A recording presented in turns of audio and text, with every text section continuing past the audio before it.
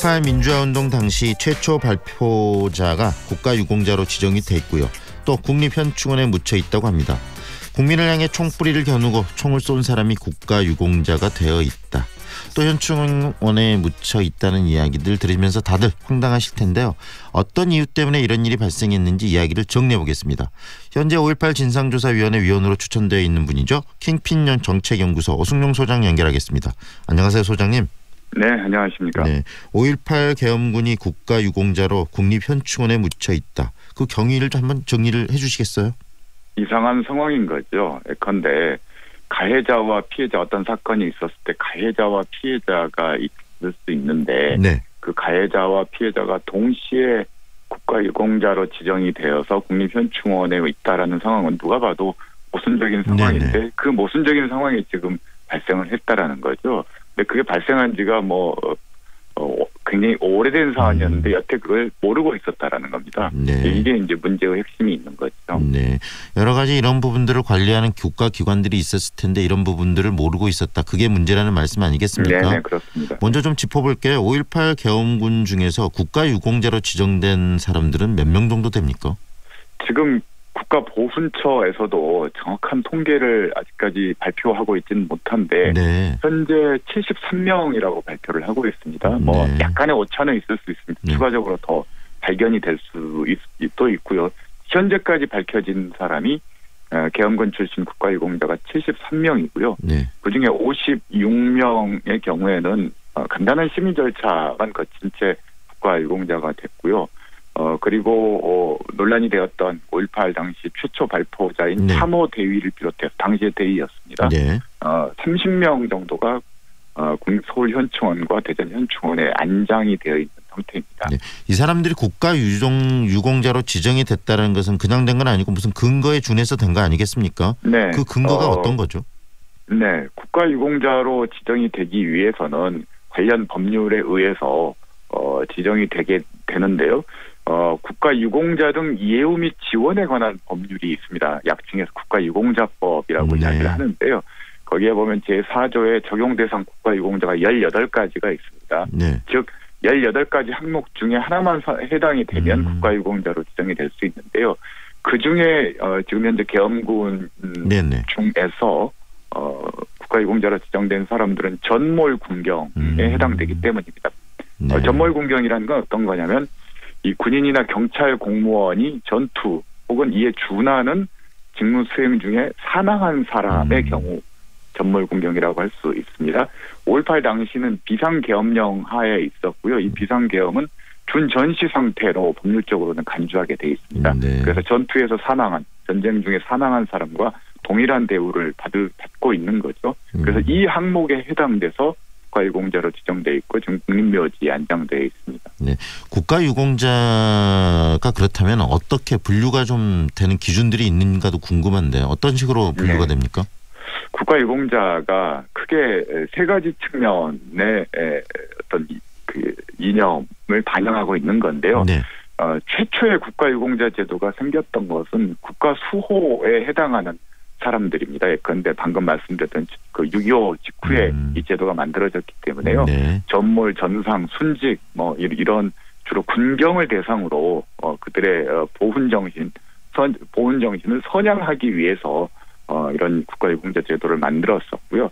5.16 이후에 박정희 정권이 들어서면서 이제 4.19 혁명을 5.16이 계승했다 이렇게 대외적으로 천명하게 되는데 이때 민주발전이라는 이념이 들어오게 됩니다.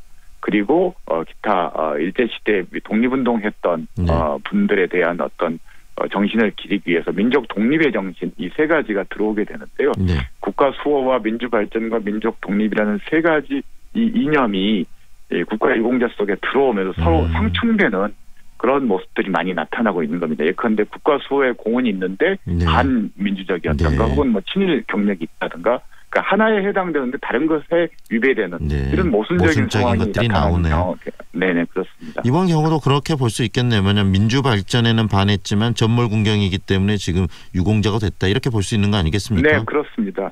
즉 민주발전의 측면에서는 민주화운동을 진압하는 가해자 역할이었지만 국가 수호의 관점에서 보면은 법률적으로는 기존 법률의 입장에서 본다면 이건 전몰 군경에 해당이 되는 거 뭐 이런 다양한 모순들이 존재하고 있는 거죠. 근데 네. 현재 국가유공자법에 이런 모순들이 존재하고 충돌하는 지점들이 있는데 네. 이게 법률적으로 명쾌하게 정리되어 있지 않습니다.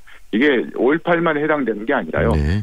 친일과 관련된 여러 논쟁들이 있었던 사람들도 국가수호에는 공이 있지만 네. 친일 경력 때문에 논란이 돼서 뭐 국가유공자 지정을 폐지해야 된다. 뭐 이런 논란들이 되는 사안들이 있습니다. 방금 이야기하신 것처럼 결국은 법에 지금 여러 가지 이런 유공자들의 분류 기준들이 다양하게 나타나면서 그런 것들이 상충되고 있는데 법률적으로 그런 것들을 해결하고 있지 못하다는 이야기신데요. 네, 그렇다면 네, 현재 법 시스템으로 이 5.18 계엄군 지금 문제가 되고 있는 국가 유공자 지정 문제 이걸 취소가 가능할까요? 그러긴 좀 어렵다라는 생각도 들긴 하네요. 어떻습니까? 여보세요? 네, 전화 상태가 좋지 않은데 전화를 다시 한번 연결하겠습니다. 지금 정리를 좀 하고 있는데요. 이번에 논란이 되고 있는 지금 5.18 최초 발포자가 국가유공자로 지정이 돼서 국립현충원에 묻혀 있는데 과연 이 부분의 적절성 논란이 굉장히 일어나고 있습니다. 우리 사회에. 그래서 지금 이걸 법률적으로 좀 정리를 해보고 체계적으로 정리를 해보고 있는데요. 전화가 좀 끊겼습니다. 전화를 다시 연결하도록 하겠습니다. 여보세요? 여보세요? 네네. 전화가 다시 연결이 됐습니다.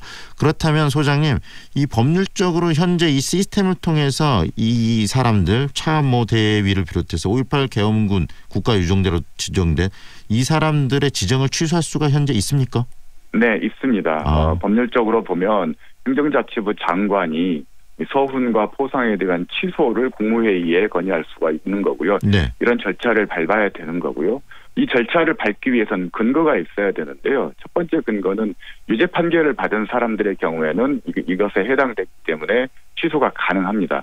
근데 문제가 되는 게 뭐냐면 예컨대 12.12 군사 반란과 5.17 관련자들에 대해서는 그 지도급 인사들, 즉 전두환을 비롯해 전두환 노태우를 비롯한 이른바 신군부의 지도급 인사들은 과거 재판을 통해서 97년 대법원 확정 판결을 통해서 유죄 판결을 받았다라는 거죠. 그런데 같은 계엄군으로 참여했지만 재판에 기소되지 않았던 사람들이 문제라는 겁니다. 네. 그러면 이들을 어떻게 처리할 것인가에 대해서 그 당시에 해결을 보지 않고 방치해 놓다가 오늘날 이런 사태를 맞이하게 된 거죠. 네, 법의 상충, 그다음에 미비 이런 이야기도 하셨는데 결국은 정치권에서 이 법을 통해서 풀어야 될 부분도 있을 것 같아요. 그 부분에 대해서도 이야기를 좀 해주시죠. 네, 지금 이 국가유공자 문제와 관련해서 논란이 되는 게 세 가지 법이 있습니다. 방금 말씀드렸던 국가유공자법 내에서 모순과 충돌이 정비되지 않고 있는 부분들이 있고요. 네. 상훈법에서 문제가 되는 사람들에 대한 상훈과 서훈, 포상 등의 취소와 관련된 법적 절차가 매우 애매하게 돼 있습니다. 그래서 서로 책임을 전가하고 타 부처에 미루는 그런 현상들이 나타나고 있는 거고요. 가장 큰 문제는 국가유공자 지정이 취소되더라도 현재 국립묘지법이 또 있는데요. 네. 국립묘지법과 국가유공자법이 별개로 작동하고 있다는 겁니다. 그런데 국가유공자 지정이 취소되더라도 국립묘지에 가는 여러 자격 기준이 있는데요. 네. 군 경력 20년 이상이라든지 또는 공상을 당했다든지 5.18과 무관한 다른 경력으로 국립묘지에 안장될 수 있는 기준들이 있다는 거예요. 이 세 가지 법이 따로따로 놀고 있기 때문에 이런 문제가 발생하고 있는 거죠. 그래서 이 세 개의 법에 대한 정비가 우선적으로 필요할 것 같습니다. 네, 이 세 가지 법에 대한 정비가 이번에 꼭 필요하다는 말씀 딱 귀에 들어오네요. 오늘 말씀 여기까지 듣겠습니다. 고맙습니다. 네, 감사합니다. 지금까지 킹핀 정책연구소 오승용 소장과 함께했습니다.